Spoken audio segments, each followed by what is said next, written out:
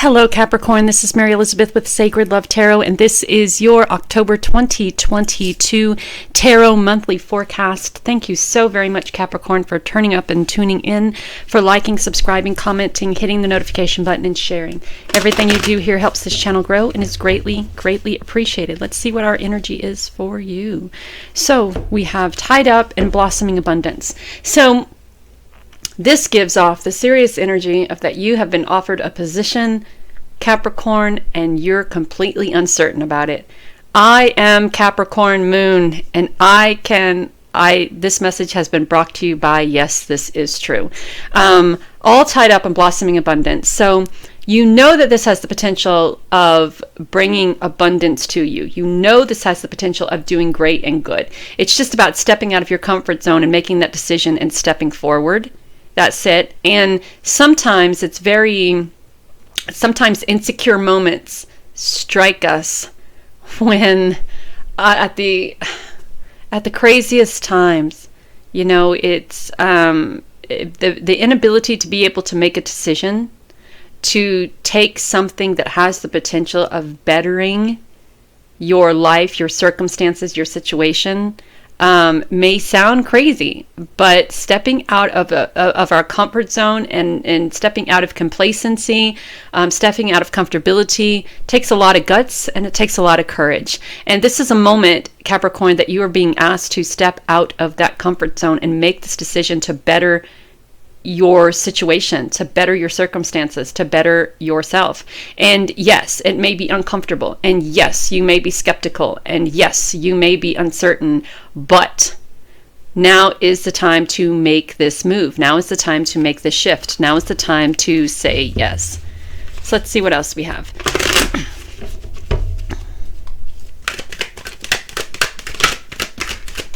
Ooh, it could also be a little romance.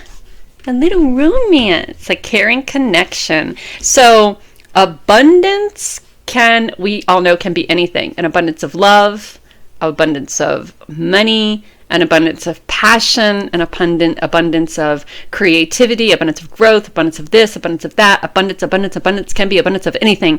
So right now, blossoming abundance looks like it's rearing towards a relationship. Right?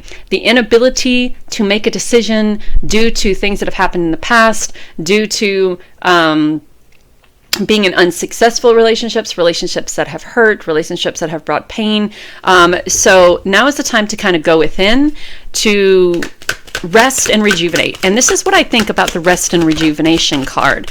So sometimes we don't heal from past relationships before we enter new relationships. We may be afraid of entering new relationships, but we're not doing anything to make sure that we are healed from the last relationship. So our skepticism comes in when we think about what the last person did. And then when we do get into this relationship, and because we haven't healed, we see things in this relationship that remind us of the last relationships. We call this a no. We walk out, and then we hold someone else accountable for what someone else did to us a long time ago or briefly before this new connection. So before stressing out on if you should or shouldn't step into this time of caring connection and cornucopia or opportunities or abundance, perhaps there needs to be a little healing first before you make that next step.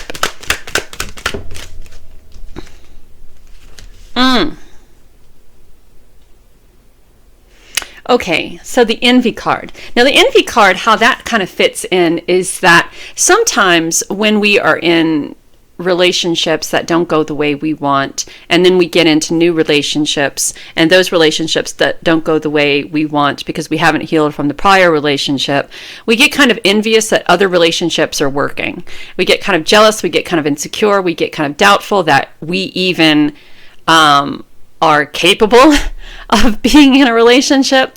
Or this could be other people envious of you in your relationship. I mean, how is it that you went from being in a relationship like that to a relationship like this? And how is it that you've stepped into this time of abundance when it comes to relationships? How is it that you've stepped into this time of abundance and cornucopia and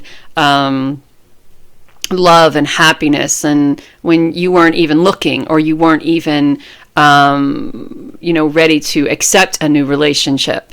And this could be people envious of you. So regardless if it's you're gun shy to step into a new relationship, you're uncertain about that, or a new partnership.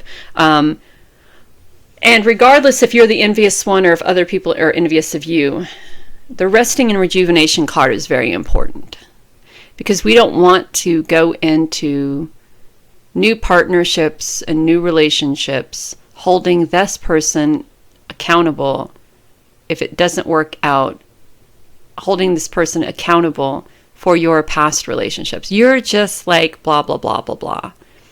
You're just like blah, blah, blah, blah, blah. But they're not, but all you see is that they are. So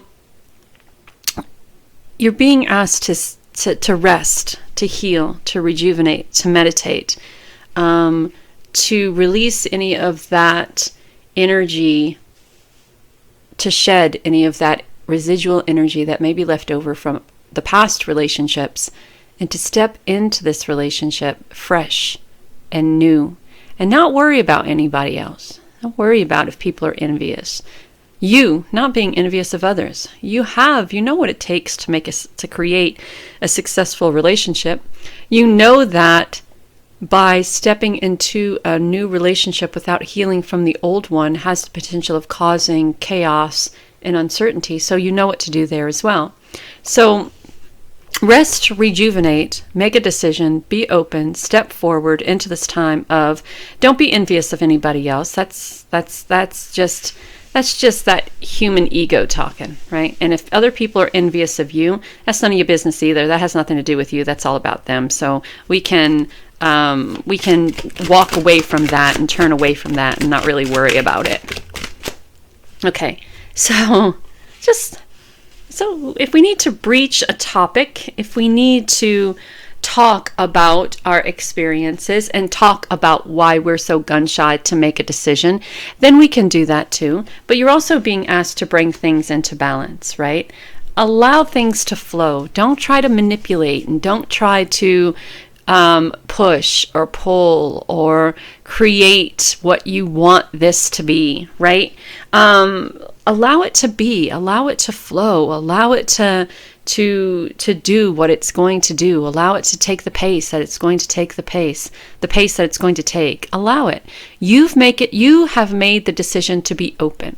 You have made the decision to give it a go, right? You have made the decision to step into this relationship, or step into this partnership, to step into this opportunity. You have made the decision to step into this time of cornucopia or abundance or prosperity or tranquility. You have made the decision to do that, right? And so for making the decision to do that, you're also saying, I will allow this relationship, partnership, opportunity to unfold as it will. And I will not try to manipulate it. I will not try to navigate it. I will not try to use whatever power I have to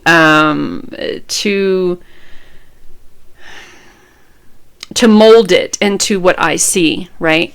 Have the conversation, breach the topic on how you feel about this blossoming abundance, this caring connection, how you feel about, if you're the envious one, how you feel about that, or how you feel about others being, acting that way towards you. Breach that topic, but allow things just to flow. Allow things just to happen. Rest, rejuvenate, breathe, take your time. Allow it to manifest into what it will be, without you trying to, or anyone else trying to manipulate it, or keep it in a box, or shape it into how you see it or how they see it. And it's going to take a lot of strength, because damn it, and you know what? That's funny. Breathe. I'm not going to tell you why that's funny, but it's funny.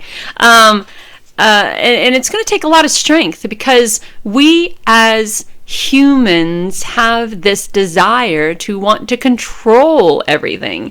We as humans have this desire to want to manipulate and turn and twist and mold things into the way we see them. We don't normally allow things to just ebb and flow. We don't normally to allow things to just take on a life of their own and just flow in the direction that they're going to flow and build into what they're going to build into. So this is going to take a lot of strength to be able to allow it to just unfold and allow it to be. And you're being guided to just breathe. Just breathe. Just breathe.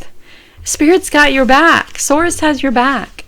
There's no need for you to overcomplicate the situation. Don't overcomplicate the relationship or the partnership or the opportunity. This was the first card that fell out. The King of Swords. Okay, so to me, the King of Swords is someone who makes a command decision. This is what I'm going to do, and this is how I'm going to do it. He is very open to conversation, very open to change, very open to what will be. So he's not there to he's there to make the decision and to make a command decision to go forward, and there he's very open to suggestions and letting things be and things like that. But he's also willing to fight for what he wants as well, right? So take that into consideration as well. I don't feel that he is the type of, or that this person is the type of person who will try to manipulate and try to mold this into, but he's very open to whatever direction, or they are very open to whatever direction you're desiring this to go into, right? And he's very open. Look at him. His legs are parted. His arms are parted. He's holding a sword in one hand, ready to go to battle for it, ready to make the command decision for it. And he has, I'm not going to say hawk, because I don't know if it is a hawk. So I'm just going to say a carrying bird, right? Ready to send messages, ready to say what needs to be said and take care of what needs to be taken care of. This could also be a hawking hawk or a hawking bird. And I know a little bit about that, but I'm not going to go into a full explanation on the hawking process. So this could be a bird that helps knights not only send messages, but scope and search and then direct to where, it's kind of like the bird that was used in, I'm going to use The Mummy as a reference because I love that movie. And it was the carrier bird for the really hot guy on the black horse to send messages to the other guys on the big horses to let them know where they were. I'm an idiot. So anyway, this king is very open to conversation and is very open to making, those command decisions. And then we have the Three of Wands, standing on the precipice of something amazing. There's growth here. There's travel here. There's balance here as well. So this is going off on a journey. This is taking into consideration the direction and the opportunities that you have. And sometimes, like the Strength card, the Strength card we talked about, you may have to tap into that strength and that courage. And the Nine of Wands is tapping into that strength and that courage and allowing this to be a growing experience. And the Three of Wands is also a growing experience, a blossoming experience, an experience that gives you that helps you grow. It's a more mature thing. And that 9, after the 9 comes the 10, and the 10 is transitioning into, try not to hold on to responsibilities and obligations that are not yours, that other people are trying to project onto you, right? Because after the 9, there's the 10, and the 10 is transitioning, yes, but it's also letting go of all of that. So this is as difficult and as hard as you make it.